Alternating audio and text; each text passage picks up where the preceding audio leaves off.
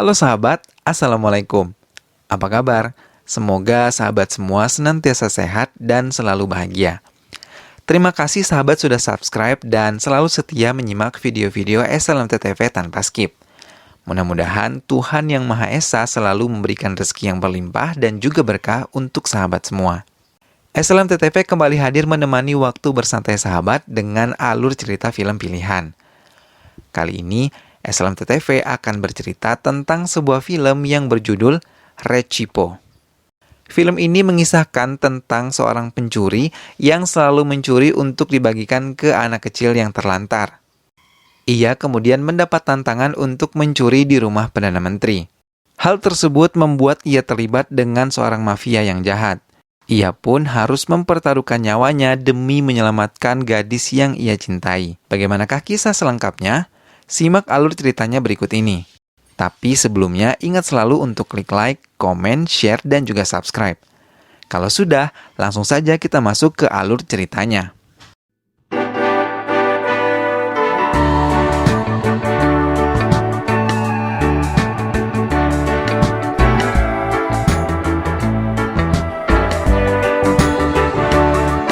Salah seorang anak buah mafia besar tertangkap. Mafia tersebut bernama Ramakan Batnayak. Ia berhasil ditangkap polisi Hyderabad. Setelah dibius oleh pihak dokter, ia meracau bernyanyi tentang bisnis yang dilakukan bosnya, yaitu diantaranya bisnis senjata tajam dan bisnis obat-obatan terlarang. Ia menyebutkan beberapa temannya yang berada di berbagai daerah. Di antaranya Rashid di Kalkuta, Riaz Khan di Mumbai, Alhamdulillah di Merat.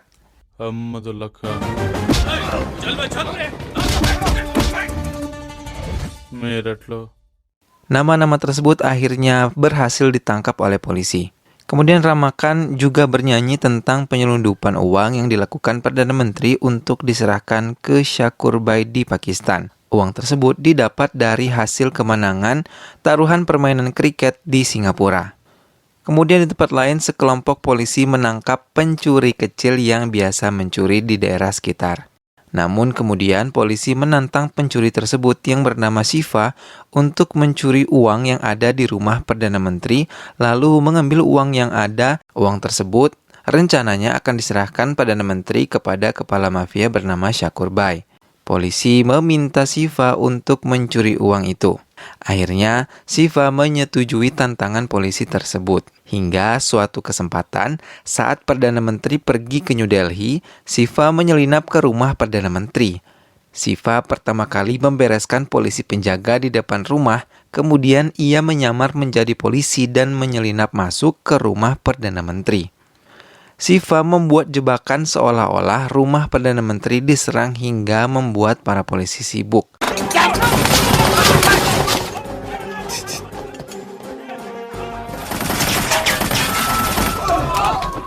Sementara polisi sibuk, ia memulai aksinya mengambil semua uang dari tempat persembunyian menteri dan memasukkannya ke dalam mobil.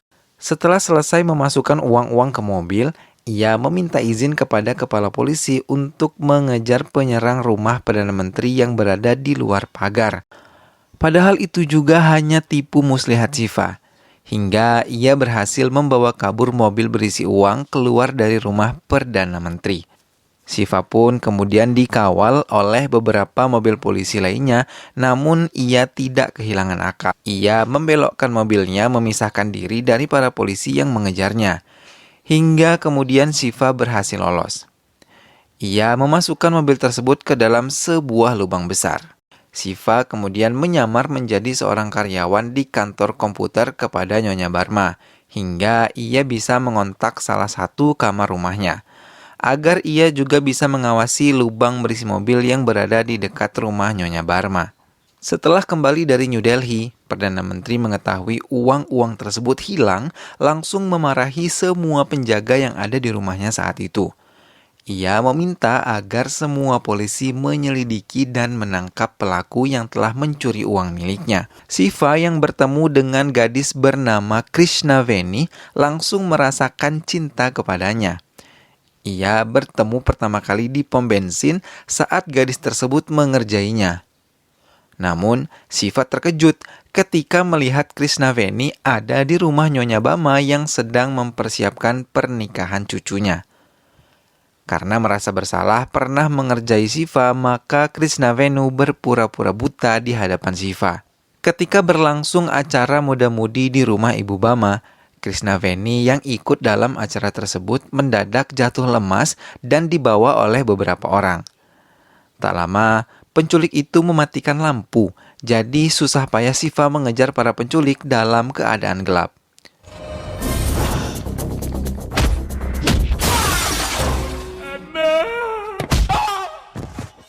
Namun ia berhasil mengambil kembali Krisnaveni dari tangan para penculik. Saat itu juga, Krisnaveni terkejut melihat Siva berada di dekatnya. Namun, saat Siva menceritakan dirinya diculik, Krisnaveni langsung terkejut. Ia mengatakan bahwa ia tidak mengingat apapun. Krisnaveni malah mengucapkan permohonan maaf kepada Siva karena berpura-pura buta. Beberapa hari kemudian, Siva memberanikan diri mengatakan cinta kepada Krisnaveni. Namun, Krisnaveni hanya meninggalkan Siva begitu saja. Perdana Menteri datang dengan beberapa anak buahnya ke rumah Ibu Bama.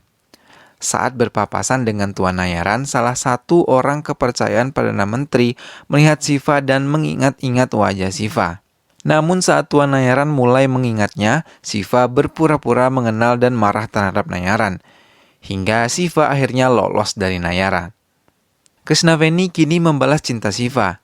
Namun saat mengatakan cinta tersebut, ayahnya yang merupakan Perdana Menteri lewat dan tidak menyetujui anaknya karena mereka tidak mengetahui asal-usul Siva. Perdana Menteri sangat marah ketika tahu bahwa Siva yang telah mencuri uang miliknya. Karena Tuan Narayan berhasil mengingat siapa Siva bahwa dialah yang menyelinap masuk sebagai polisi yang menjaga rumah Perdana Menteri. Setelah mengetahui bahwa Siva adalah seorang pencuri, Perdana Menteri kembali mengunjungi rumah Bama. Ia kemudian membuka aib Siva di hadapan semua orang yang ada di rumah tersebut. Perdana Menteri lalu meminta uangnya dikembalikan. Krisnaveni kesal kemudian menampar Siva dan meninggalkannya.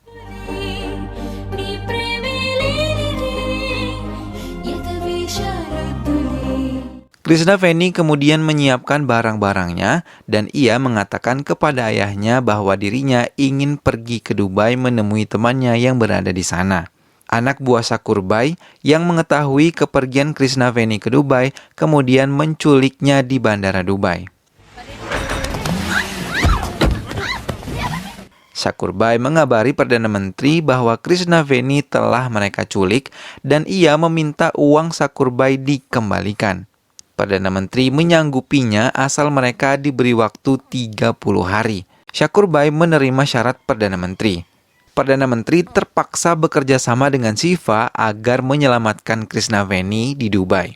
Siva telah sampai ke Dubai. Kemudian ia langsung menemui temannya.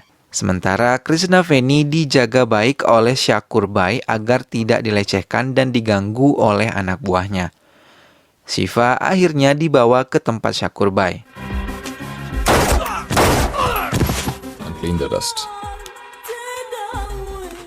Di sana ia melihat Krisnaveni. Ketika Sakurbai mencoba mendekati Krisnaveni, Siva langsung menghajarnya. Anak buah Sakurbai tidak diizinkan membantu Sakurbai karena Siva membawa granat di tangannya. Maka dalam kesempatan itu, Siva meminta agar ia dan Krisnaveni bisa meninggalkan tempat itu dengan mudah.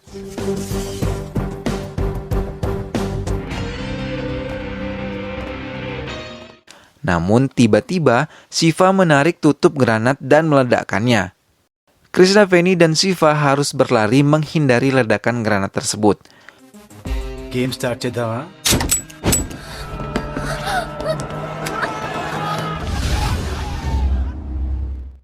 Namun, lengan Siva terkena serpihan ledakan hingga membuatnya terluka.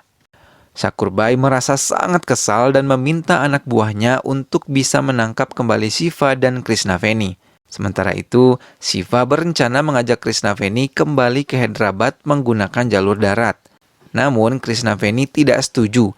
Ia tetap ngotot akan pergi menggunakan jalur udara dan meninggalkan Siva sendirian di sebuah toko. Namun saat Krisnaveni sedang melihat jadwal penerbangan, ia tidak mengetahui bahwa Sakurbhai tepat berada di sebelahnya. Setelah dia sadar, Krisnaveni pun mundur. Ketika itu juga anak buah Sakurbhai melihat dan menelpon Sakurbhai. Namun hal tersebut telah terlambat. Shiva telah berhasil membawa Krisnaveni. Akhirnya Krisnaveni mau diajak menggunakan jalur darat.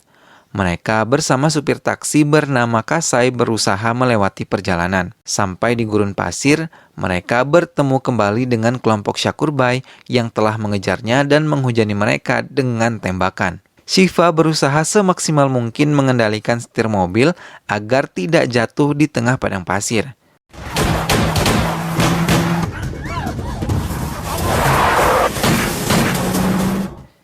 Hingga satu kesempatan Shiva mengambil pistol Kasai dan langsung membalas serangan anak buah Sakurbhai.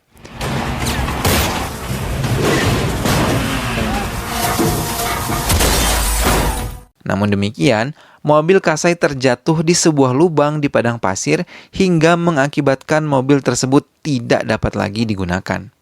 Krisnaveni, Shiva, dan juga Kasai akhirnya melanjutkan perjalanan dengan berjalan kaki.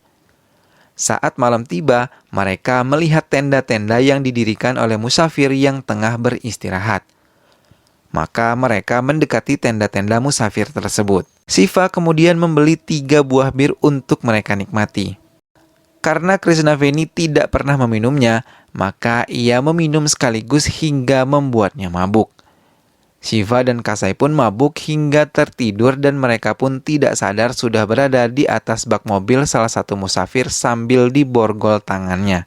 Setelah semuanya sadar, Shiva berusaha membuka borgol dan ia berhasil melarikan diri. Kemudian bersama-sama mereka melanjutkan perjalanan kembali dengan berjalan kaki. Namun saat Shiva mau menyelamatkan Krisnaveni yang mau digigit ular, tiba-tiba Krisnaveni marah dan ia mengira Shiva akan melakukan hal-hal yang tidak senonoh. Hingga Krisnaveni pun menampar Shiva. Akhirnya Shiva mengambil ular yang telah mati dan menunjukkannya kepada Krisnaveni. Barulah kemudian Krisnaveni percaya lalu meminta maaf kepada Shiva. Rombongan Sakurbhai kembali berhasil menemukan Shiva dan teman-temannya.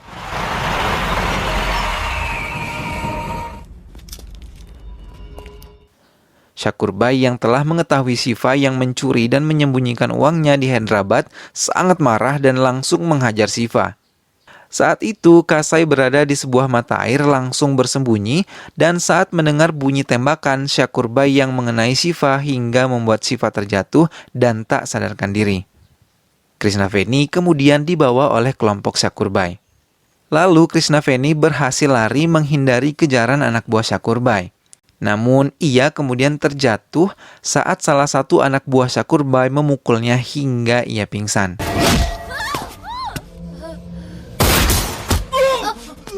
Di saat yang tepat, Shiva yang telah sadar ditolong oleh Kasai langsung menembaki semua anak buah Sakurbhai hingga tak tersisa satu orang pun.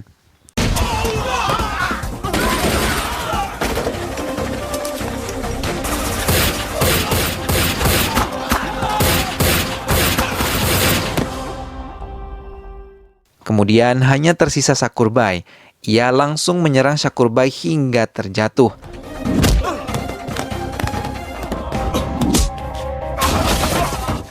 Namun tiba-tiba Sakurbhai menyerang bagian dada bekas luka tembakan Shiva hingga Shiva terjatuh dan kewalahan menghadapi Sakurbhai yang terus menyerangnya.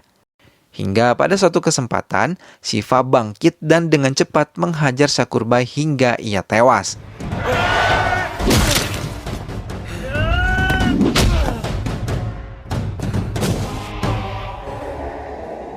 Mayat Sakurbhai mengambang di kolam renang dengan sangat menyedihkan. Shiva dan juga Krisnaveni serta Kasai melanjutkan perjalanan. Akhirnya, mereka berhasil kembali ke Hyderabad dengan selamat. Film pun selesai. Nah, sahabat, demikianlah alur cerita film Recipo. Semoga kisah perjuangan Shiva dalam menyelamatkan kekasihnya serta aksi pencuriannya dapat menghibur sahabat sekalian.